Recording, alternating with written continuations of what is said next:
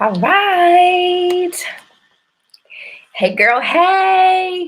What's going on? Good evening, good morning, good afternoon, whatever time you see this. I'm super duper excited just to be hopping in here with you guys. It's been a minute, but I promise it will not be so long before the next time. So, just in the event that some of you are new here, let me introduce myself.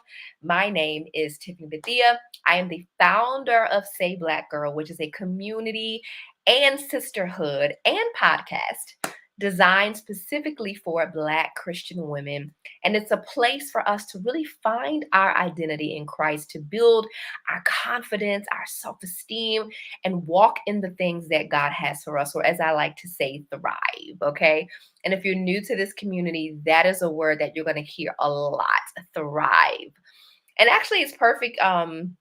It's perfect because I'm going to be talking about thriving, right? In accomplishing our goals in the next 6 months of this year. And our foundational scripture, just for Say Black Girl, is John 10:10. And it's going to tie into what we are talking about. So, listen, if you happen to be watching this on YouTube, I'm also streaming inside of our incredible Facebook group. And I want to invite you to join us inside the group, inside the sisterhood. If you're watching this in the group, say, hey, drop this in the comments and let me know who's here. If you happen to be watching this via replay, come on, give me a hashtag replay and let me know you are here. I'm not going to be here long, guys. As a matter of fact, before my accountability, my computer is not plugged in. Okay. It's at 77% right now.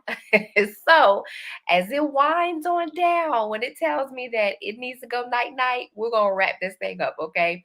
But I felt it in my spirit to come and talk with you guys. It is July. And this is the point in the year that for many of us, it's really easy to be completely checked out on our goal, our vision, and the things that God asked us to accomplish for this year.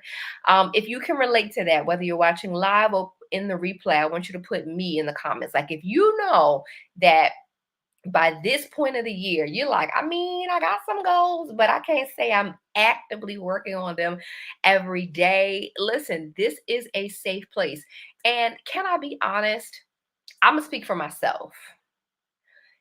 This year has been a doozy. And if I'm honest, there's been some great things that have happened, and God is doing some amazing things, but I'm not in the place I thought I'd be at this point of the year. So many things have changed, so many things out of my control, shifts and adjustments, and so even I am at a place where I had to kind of sit back down, really, really get in the presence of God and go, what are we doing? Like, it's July and time is flying. Let me tell you how I know time is flying, because if you've been around for a little bit, you know that I turned 40 in April. Okay. And so I remember being on the countdown and being months and months away from April, and even at the end of last year. And then we stepped into this year and it was like, okay, time to plan the 40th birthday party. And I spent so much energy in that. And that was the first part of the year. And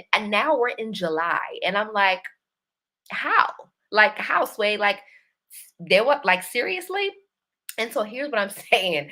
Y'all, time is flying. I don't know where it got to go. Okay. I don't know what time it needs to be there. Okay. But it is flying. And so if we are not careful, we're going to get to the end of the year and some of those goals are still going to be there unchecked, and we're adding them on to another year.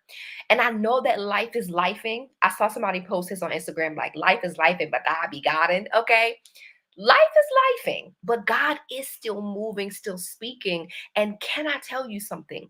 There is something very specific that God needs you to do this year. There is a place, there is an appointed place that God wants to see you arrive to by the end of this year. And so the reason I brought up John 10:10 is because, listen, Jesus tells us very plainly. He says, listen, the enemy has come to steal, kill, and destroy. Well, how does he do that? Get you distracted, get you frustrated, get you overwhelmed, get you anxious, and get you so focused on all the other things, you don't have the time, attention, or energy to even move in the things that really matter. You're doing this, that, the third, and the other, but your destiny and your purpose are not getting your full attention. And it's not because you don't love God or you're not sincere. It's because the enemy knows that if he gets the right family member or that job or that marriage or relationship to distract you, then you won't be able to give the things of God your full attention. And so I'm kind of coming to like shake you up a little bit today. I'm hoping that in this conversation you'll think about something that will edify you and push you and say, "Oh, that's right." In the midst of all of this, I need to be moving my destiny forward. I know I'm overwhelmed. I know I got a lot going on. And I'm going to give you some very practical tips because if you're new here, listen, I love inspiration and I love to be motivational, but the coach in me is like, you need something practical you can do. So stick around because this is not just going to be a feel good, but I really want to give you some things to think about. Okay. So I said I was jumping right in. It's already been 6 minutes, so let's go full force. Now, normally I have 3 points. I don't have 3 points for y'all today. You know why? Because point number two has three sub points. And I was like, that's enough. We're not going to overwhelm them with everything. These 2 points are fine. Okay. So there's two things that I want to give you to just think about. I see that number growing. So say hey to me in the comments. Let me know where you're tuning in from. We're live on Facebook and we're live on YouTube. So I would love to greet you guys and say hey. All right. Here is the first thing that I want. Both of these points are questions. Both of these points are questions, okay? And so I want you to take these questions and take them into your quiet time, assuming you have quiet time. That's another broadcast for another day, right? Assuming you have quiet time, I want you to take these questions into your quiet time. Take them before your friends, the people who hold you accountable, and really begin to discuss them. Okay.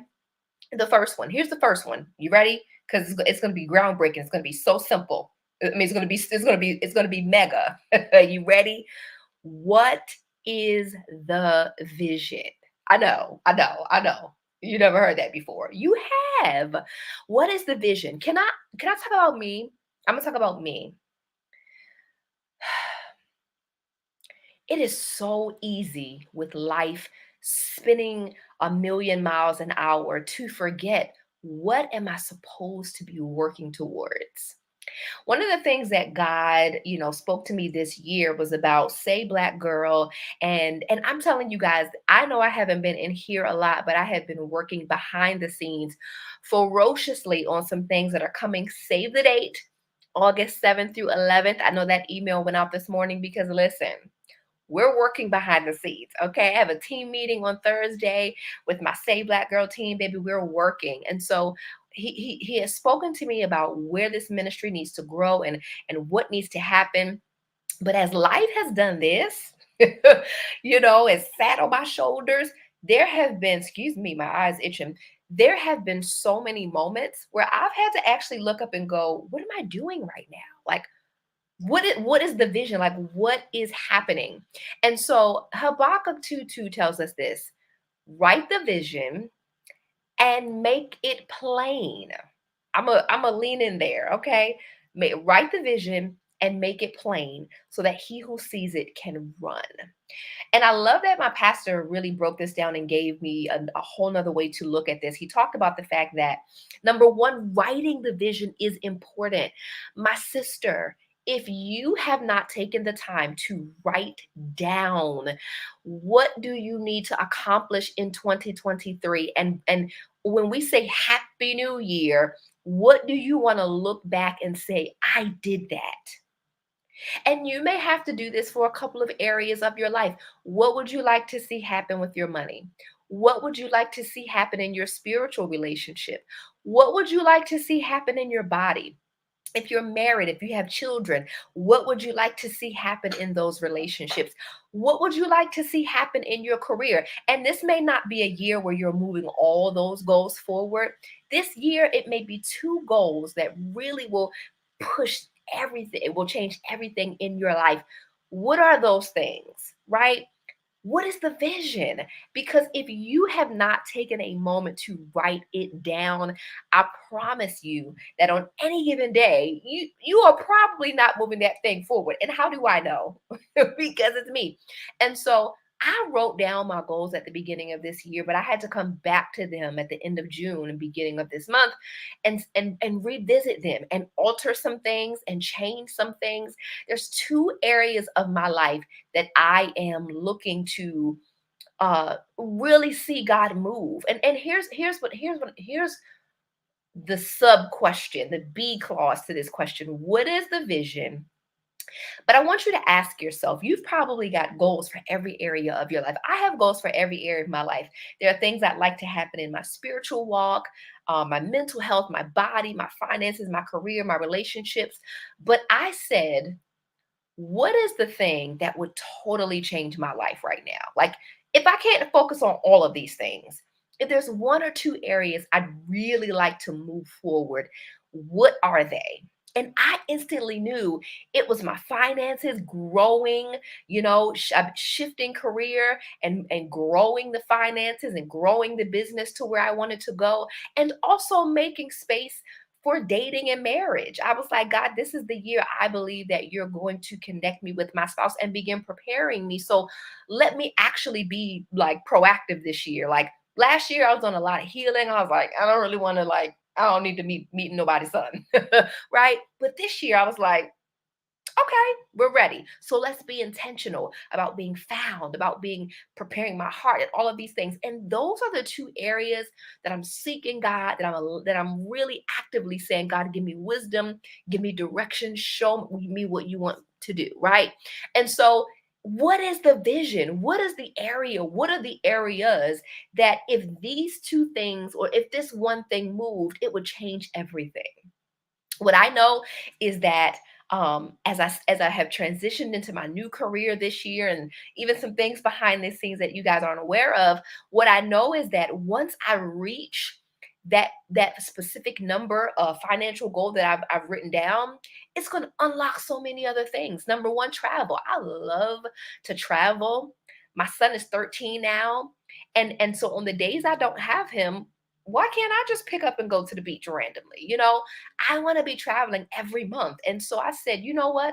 Getting my finances to that specific number that I've written down will allow me on any random day to just pick up my credit card and say, you know what? I'm going to Jamaica today. Like that's for my mental and spiritual health to be able to go lay at the beach and just seek God. Because for me, nature really, really, really does something. So again, that goal will be unlocked by the financial goal. So I knew, I looked at my life and I said, you know what? This, and this would be unlocked when I hit this financial goal. So that goal became the priority for me. So I'm just giving you guys something to think about. What is the domino goal? What is the goal that maybe it's your job? Maybe your job is impacting more than you know. Maybe because you can't stand your job, your physical health, your spiritual mental health, you're overwhelmed, you're stressed all the time, you come home, you don't have the energy you want for your kids, for your marriage, you're grumpy, you're frustrated. That one thing of finding a new job that I enjoy, that I can bring myself to, could domino and spill over into all of those other areas. So what is that first? What is the domino goal? What is the vision? And what is the area that would unlock other areas that you want to grow and flourish? Okay. And I want you to write it down. Did you know, some of y'all need this, that you are 80% more likely to achieve that which you've written down? Don't let your pride, because this is where the enemy trips us up. No, I'm good. It's in my head. If that was going to work, it would have worked. And I don't just mean for you, I mean for all of us. If that was going to work, it was going to work. You need to write it down. I actually learned something when my son was in kindergarten. He was no, he was going to first grade, and we were looking up schools for him. And so he went to a private school in the first grade. And I remember they were talking to us about their approach to teaching the alphabet and writing. And they were saying that, there has been research that has shown that, help me say it like I want to say it, Holy Spirit. There has been research that shows that when you actually physically write, there's a connection in the arm to the brain that is locking in the information in a more solid way. Now I'm old school because before the technology, baby, we was writing. And so there are times where I still have to like write something down. But I want to encourage you, even if you type something or do it in a digital way, just to lock it into your heart and mind in a different way. Write it down. This is your destiny. This is your life. I'm always amazed. The entrepreneur in me, I understand the lengths that companies go to plan, the amount of money that is invested in planning. And it's a company, it's a business to make money. What about your life and your destiny? Can you invest an hour this week, this month, to sit down and to seek God and to plan? Why should a Fortune 500 company plan for their next year or quarter better than you, the glory carrier that God has invested his spirit and his purpose in? And you're just gonna oh, wing it? No, no, no, no, no, no, no, no, no, no, no. I want to encourage you to have that diligence, to do what Habakkuk 2:2 is saying. Write the vision, make it plain. Here's the powerful thing about make it plain, and I'm gonna go to the next question and final question. Here's the powerful thing about make it plain. Write the vision is like, what do I see? I love write the vision because it gives you the ability to just dream. One thing about writing the vision is that I think you need to put yourself in a space, whether it's for me going out by the water in nature, where you can really just sit and say, what are the possibilities? What can happen if I just allow God to be God in my life? But once you do that and you get a clear vision of what can be and what God is speaking to you, now you need to make it plain. So if there's a job that God is calling you to or a business he's calling you to, guess what make it plain means? Do I need some education? Do I need some resources? Do I need some training? What does the timeline look like? How do I make this thing come to pass? God, give me the wisdom that now says, so for me with my finances, one of my streams that is really a focus stream for me is trading. I'm a day trader, and it's not a secret. Like, especially if you follow me on Instagram, in my stories I'm constantly posting things just to kind of document that I trade gold. Like, that is, you know, and so sure, write the vision. Okay, I'm excited because I know that being a trader is a way that I can literally make seven figures in a month. It's possible because I some of the people I follow are doing that. Well, that was what was possible. That's the vision. Everywhere I have written down, I am an eight-figure trader, and I'm speaking and declaring that. Okay, well that's great. How you gonna make that come to pass? Great. Then I had to write the plan. So I joined a community. I have coaches. I watch trading videos every day. I have books that I read. There are specific steps that I am doing to make that vision come to pass. It's not enough that I pray. It's not enough that I have faith. That if I'm going to make this happen, it's because I'm putting in the work. I wrote the vision and then I made it plain. Now I can run. Now, when I get to the end of this year and I've made my first six figures as a trader, it's not because I just shouted and cried and worshiped in the sanctuary. It's because I took what I did in the sanctuary. I took my prayer time and I took that time in his presence, and then I went and go put action. And I think this is where a lot of us miss it. I'm a worship leader. I see us every Sunday in worship, enjoying the presence of God, interacting with him. Are we bringing it home? Are we seeking him for wisdom and then saying, okay, got it. Now let me take that and go run. Okay, this is not supposed to be long. So here is the second. So that was the first question. What is the vision? Where do you need to arrive to by the end of this year? Do not keep reliving the same year with a new number at the end. That's not a life. At some point, you got to actually go for that dream job. You got to actually write the book. You got to actually tone your body and lose the weight. You got to do the things that are going to bring you more joy and fulfillment, that are a display case for the goodness of God. One of the things that's so frustrating for me is as a marketing consultant is I get these calls from churches and we want to evangelize, we want to reach new people, and we're going to do postcards and we're going to do ads. And do you know what the biggest advertisement for the kingdom of God is? It's when believers allow God to actually just live out inside of us. When we move through the world in our destiny, in our purpose, what could be more attractive? I don't even need your postcard to your church. I'm looking at your life and I'm trying to figure out, how did you make that happen? Tell me about that. I need that. That is what is more attractive to the kingdom. And so I wish that more of us would just allow God to be God in our lives. What would it look like for you this year to say, I started off this year and I hated my job and I sought the face of God and I took some classes and I did some things and I worked on my resume and I got that dream job. Mm, I got to share this and then I'm moving on. I said this a couple years ago to this community actually. Um, I said that we talk about fulfillment in God. And I remember a couple of years back, um, he gave me a powerful word. And it was about fulfillment, him wanting to bring more fulfillment in our lives. And he gave me a revelation about fulfillment as an action word. And I was like, okay, God, tell me about that. And so he said, I want you to think about Amazon. Amazon has a fulfillment center. Fulfillment, not just meaning like feel good. Like I'm trying to shift how you see this word. He was like, the fulfillment center is literally the place where an order is placed and they package it and make and ship it out and make sure you receive the order. And what he said to me is, it is now time for you to, the things that you ordered, the things that you prayed, and I gave you that desire, and I said, yep, you can have that. It's time for you to see that actually show up on your doorstep.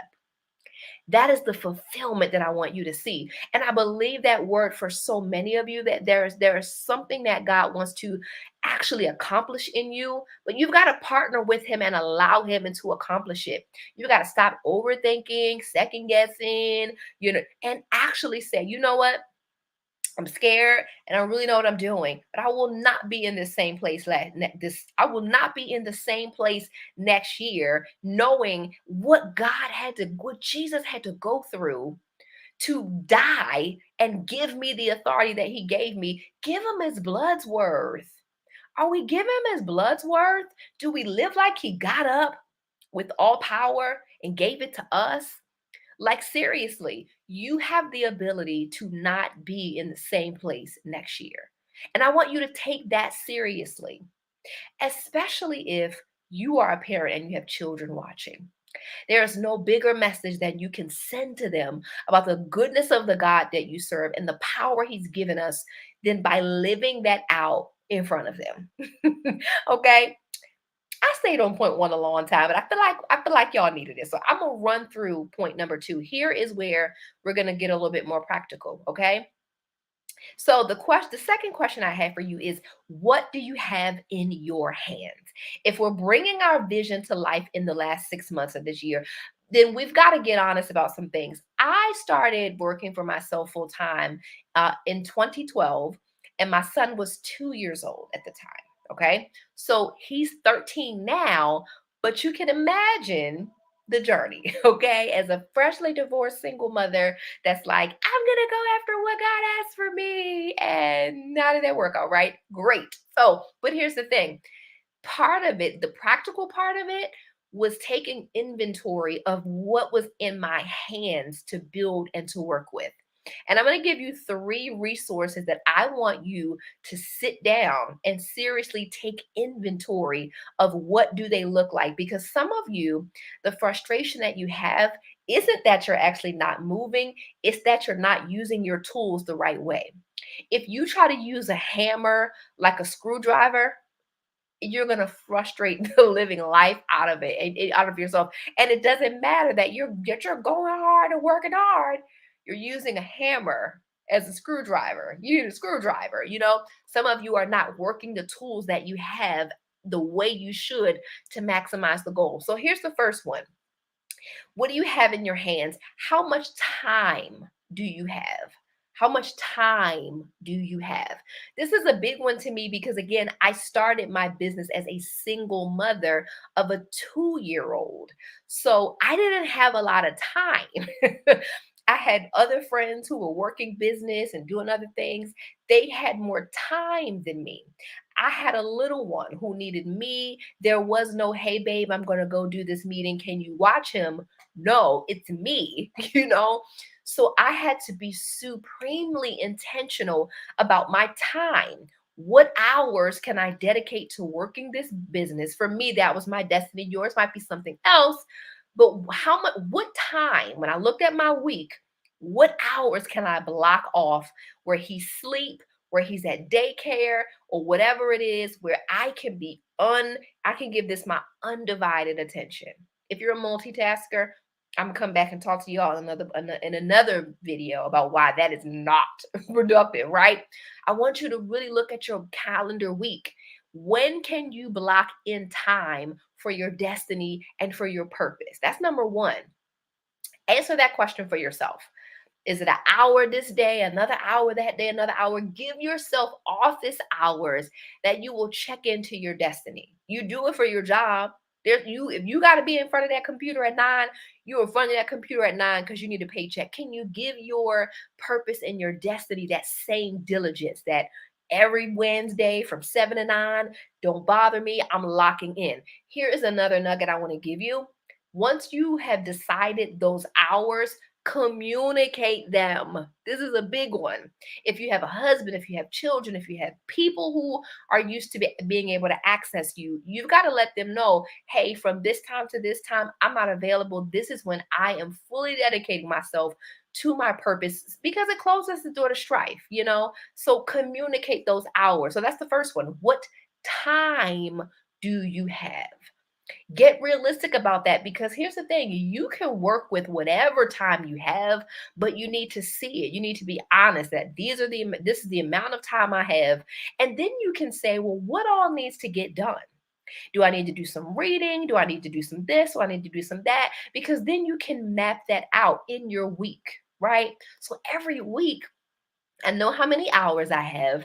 And based on that, I know the tasks that need to get done. So I'll assign specific tasks to specific days, even if it's make phone calls or send an email or do this or do whatever. I know exactly when I'm doing what so that everything is getting done. So I'm not getting to the end of the week and I'm like, I don't know what happened. Some of you are wanting God to pour out more and to give you increase, but you are not stewarding well what you have. Why would he give you more to steward? And so this time management piece is a big, big, big one. Because if you want to minister and travel the world and do all these great things, baby, you're gonna have some great time management. And y'all know I'm a coach. I talk to a lot of you guys one-on-one. This is really an area for a lot of you. It's almost like money. Like so many people have money and they don't even know where it's going. So many people have time and they don't even know where it's going. Like, what did you do last week? Did you move your purpose forward? No. Well, why? What happened? Like, can we look at your time budget and see what did you do? Were you watching TV? Were you like, where can you budget so that you can adjust and make time for the things that God has called you to do? It is not going to be enough to show up to his face judgment day and you didn't accomplish what he asked you and you say, I didn't have time. Because you have the time. You just have not harnessed it and prioritized it for him. And I feel like God is saying, I need you to steward your time better. There's so much more I want to do. There's so much more I want to give you. There is increase I have for you, but I need you to steward your time well. Okay. The second one is people. I love that one of my conference speakers years ago said that the bigger your vision, the more people you need. Do you have the right people in your life? Do you? Do you have the mentors or the peers or the colleagues that you need to push your goals and vision forward? I can't tell you how often I talk to people as a coach and they have been circling around for 3, 6, 12 beyond months on a question or something that they are working on. and one call with me or one networking session or one group session or whatever, and they get the answer like that. That is the power of being in community. Your destiny needs people, the right people. And for some of you, you're just too isolated. He's the Bible tells us in Psalm, he sets the solitary in family. You need a family. You need a business family. Whatever it is that you're working on, you need a family. I have several communities that I'm a part of, and it is mind blowing the answers and the clarity that I get in every new thing I start now.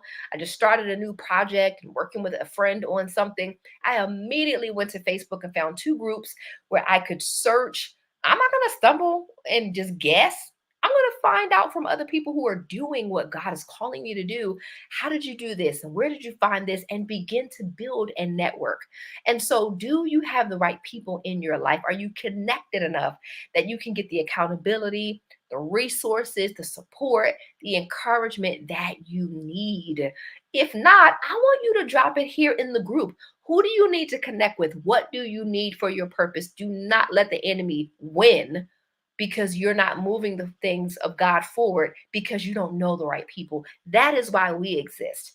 Let us know how we can push you, encourage you, or connect you to the people that you need to be connected to. Okay. And then the last one is money. Do you have the money that you need? This is a really big one. For many of you, if you are looking to start a business, build a business, whatever it is, there are so many grants and funds. And I think that one of the things I'm going to start working on soon is beginning to send out funding ideas and grants and all of these different things, because for many of you, you just don't realize you don't have to bootstrap it. You can use other people's money, and it doesn't just have to be loans, and there's crowdfunding, and there's so many ways to get the capital you need to really push and grow your vision. What I want to leave you with is this: don't stay stuck. Don't stay stuck, my sister, because when you do that, the enemy wins. God has placed something so special inside of you. Don't be the one that goes and buries the talent. God despised that. He literally, like, or the fig tree that wouldn't grow and he cursed it. That's how God feels about not being productive. He wants you to take the investment that he's placed inside of you serious and bring forth some fruit. We've got 6 months left in this year, and this is a moment for all of us to shake ourselves up and say, all right, God, how do I get back on track? Or if I'm on track, how do I stay on track? What do you need me to do? What can I accomplish? What is it that at the end of this year you would be pleased? And I would be pleased, right? So, just a recap, question number one was, what is your vision? What do you want to get accomplished? Write the vision and make it plain. Write down the vision, the goal, the things you see, but also write down how you're going to make that happen. That's the make it plain, right? So that you can run. Question number two is, what do you have in your hands? Right? Because the time, the relationships, and the money that you need, you've got to steward well. And before God is going to bring you more money or help you better, you're going to have to manage and steward what you already have. He said, if he that is faithful in little, he'll put him as ruler over much. Some of you are like, oh, if I just had more money. Are you stewarding the money you have well? Oh, I need more relationships. Have you maximized the ones that you have? Right? So I hope that this has been edifying for you guys.